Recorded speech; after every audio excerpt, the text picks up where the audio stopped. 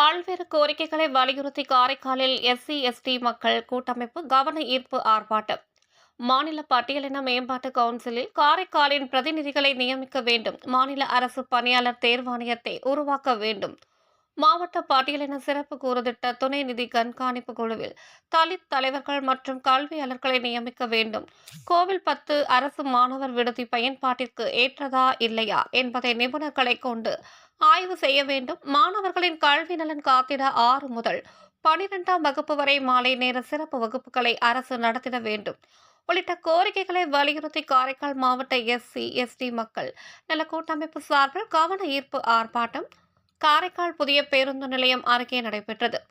கூட்டமைப்பின் தலைவர் காமராஜ் தலைமையில் நடைபெற்ற ஆர்ப்பாட்டத்தில் பல்வேறு அமைப்புகளை சேர்ந்த 100க்கும் மேற்பட்டோர் கலந்து கொண்டு மாநில அரசுக்கு கண்டித்து கண்டன முழக்கங்கள் எழுப்பி ஆர்ப்பாட்டத்தில் ஈடுபட்டனர்.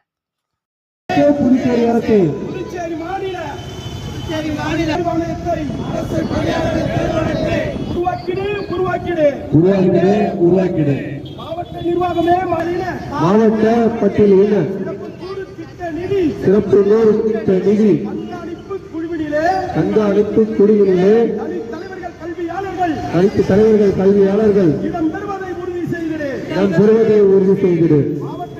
அரசு மாணவர் விடுதியினை ஆய்வு செய் 50 திறந்துவிடு